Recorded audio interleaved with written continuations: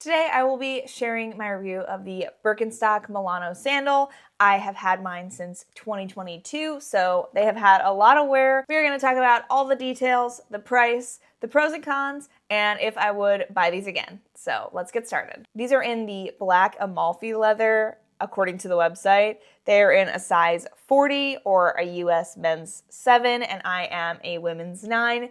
These fit me very well. I think these are the normal width. I don't believe these are the narrow. And I paid $100 for these. Editing Lauren here, and I just wanted to jump on and say that currently the Milano is retailing at $135 on the Birkenstock website. I originally bought my pair on Amazon, but you have to be really careful about counterfeits on websites other than the Birkenstock website.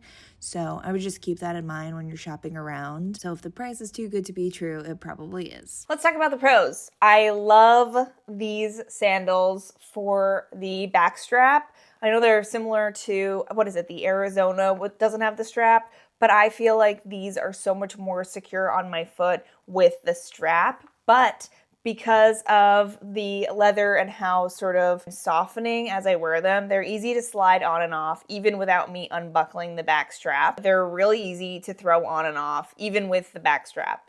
These are very versatile for my lifestyle. I have worn these with dresses, I've worn these with shorts, I've worn these basically in any situation that I could, I've worn these shoes. Obviously, they are a casual shoe, but they don't feel as casual as a flip-flop for me at least. So they feel extremely versatile in my wardrobe, which feels like a big pro. Let's talk about the wear. These are very supportive shoes. I've worn these on vacations where I'm walking around in a city for hours on end, and these have felt really comfortable and not left me with any blisters. They also feel really sturdy. The leather on these is very hefty.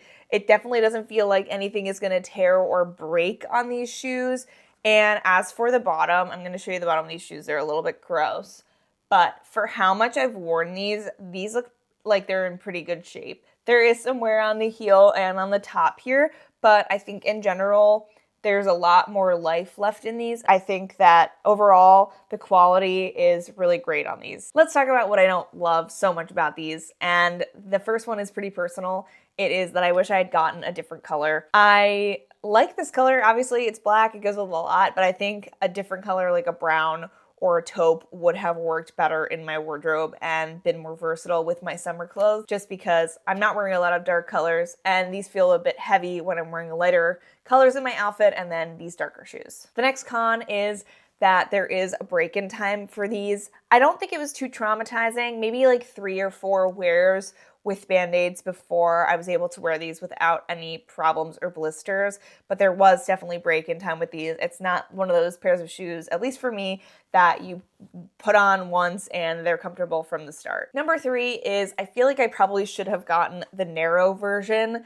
I feel like my foot doesn't exactly fit the way that it's supposed to in these. So when I decided to get a pair similar to this, I ended up getting this Eastland pair, which you can tell is a lot more narrow. So I'm curious to see, I haven't worn these yet. I bought these back in November, and so it has not been hot enough for me to wear them, but I'm interested to see how the fit is compared to the Birkenstocks, to see kind of maybe if I end up getting another pair of Milanos, if I should go for the more narrow fit. If you guys want to see me compare these two sandals, they're both leather strap with the like cork and the rubber sole, then I can make a video on that. I haven't worn these yet, so I don't have any opinions yet. But if you guys want to see a comparison video, just for reference, I paid $100 for these and $30 for these. So I'm very interested to see how they stack up against each other. But if you guys want to see a video on it, let me know. So with all of the pros and cons that these shoes have, would I buy them again and are they worth the price? I think the answer for both is yes. I really love these sandals. These were my only sandals for like 2 years in a row. They just really fit my style so well. The $100 price tag is high, especially for sandals. When you can get a pair of flip-flops for like $5, it's hard to justify a $100 price tag. But I think that these are definitely worth it. They feel substantial. They feel like, I feel like I could go on a hike in these, honestly.